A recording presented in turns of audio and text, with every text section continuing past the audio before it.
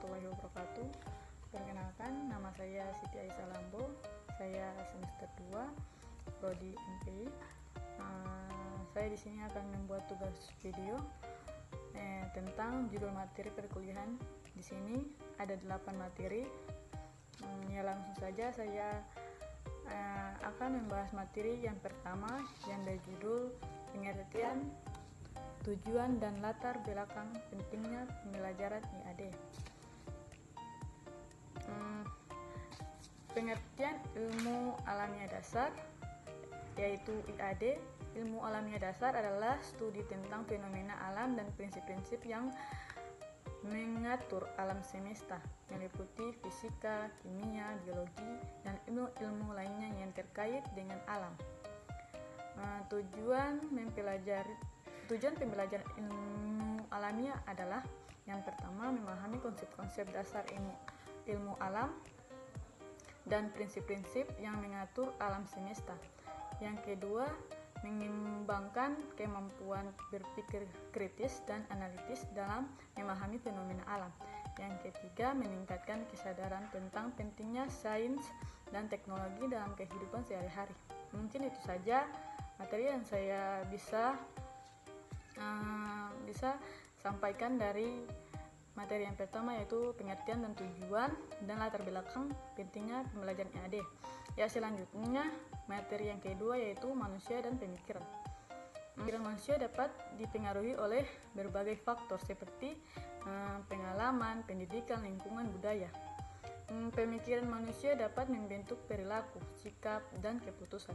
Oleh karena itu, penting untuk memahami bagaimana pemikiran manusia bekerja dan bagaimana memanfaatkan untuk mencapai tujuan yang positif. Dengan memahami pemikiran manusia, kita dapat meningkatkan kemampuan untuk berpikir kritis, membuat keputusan yang tepat, dan berinteraksi dengan orang lain secara efektif.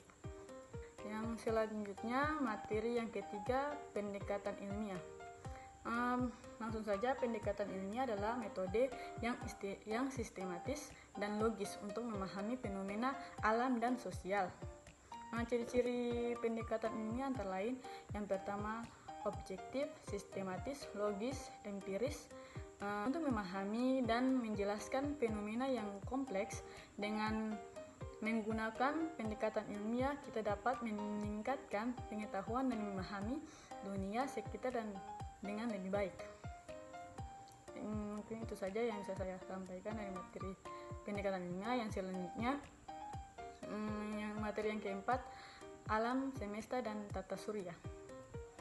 Ya, langsung saja, alam semesta dan tata surya adalah pertama, alam semesta. Alam semesta adalah segala sesuatu yang ada di luar angkasa, termasuk bintang, planet, galaksi, dan materi lainnya. Dengan mempelajari alam semesta dan tata surya, kita dapat memahami lebih lanjut tentang asal-usul dan evolusi alam semesta, serta tempat kita di dalamnya. Mungkin itu saja yang bisa saya sampaikan tentang materi alam semesta dan tata surya. Selanjutnya, materi yang kelima, dampak iptek dan kehidupan manusia. Langsung saja, di sini dampak iptek atau ilmu pengetahuan dan teknologi dalam kehidupan manusia sangat luas dan beragam. Antara lain, yang pertama, dampak positif. Yang pertama, meningkatkan kualitas hidup dan dengan teknologi medis yang lebih canggih. Yang kedua, mempermudah komunikasi dengan teknologi informasi. Dan dampak negatifnya, yang pertama, tergantungan pada teknologi yang dapat menyebabkan isolasi sosial.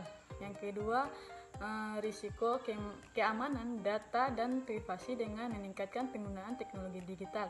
Yang ketiga, dampak lingkungan yang negatif dan dengan penggunaan teknologi yang tidak berkelanjutan. Dengan memahami dampak iptek, kita dapat memanfaatkannya secara efektif dan bertanggung jawab untuk meningkatkan kualitas hidup manusia. Mungkin itu saja. Berikutnya, materi yang keenam, wawasan umum ilmu sosial dasar. Langsung saja, Wawasan ilmu sosial dasar mencakup pemahaman tentang berbagai aspek kehidupan sosial manusia, termasuk struktur sosial, interaksi sosial, budaya, institusi sosial, perubahan sosial. Mungkin dengan memahami ilmu sosial dasar, kita dapat memahami dinamika kehidupan sosial manusia dan mengembangkan kemampuan untuk berinteraksi dan berkontribusi dalam masyarakat secara efektif. Dengan memahami aspek-aspek ini, kita dapat memahami lebih lanjut tentang kehidupan sosial manusia dan mengembangkan kemampuan untuk berinteraksi dan berkontribusi dalam masyarakat secara efektif. Mungkin itu saja yang bisa saya paparkan dari materi wawasan ilmu sosial dasar, materi singkat saya. Yang ke-7, materi individu, keluarga, dan masyarakat. Saja individu, keluarga, dan masyarakat. Hubungan antara individu, keluarga, dan masyarakat sangat penting dalam membentuk identitas, perilaku, dan kesejahteraan seseorang. Mungkin itu saja materi singkat tentang individu, keluarga, dan masyarakat. Yang terakhir, saya akan membahas materi problematika sosial. Problematika sosial adalah masalah-masalah yang timbul dalam masyarakat dan mempengaruhi kesejahteraan individu dan kelompok. Contohnya problematika sosial antara lain kemiskinan, pengangguran, diskriminasi, kekerasan, kriminalitas, masalah kesehatan mental, konflik sosial, dan ketimpangan sosial dan ekonomi. Problematika sosial dapat disebabkan oleh berbagai faktor seperti ekonomi, politik, budaya, dan lingkungan. Menyelesaikan problematika sosial memerlukan pendekatan yang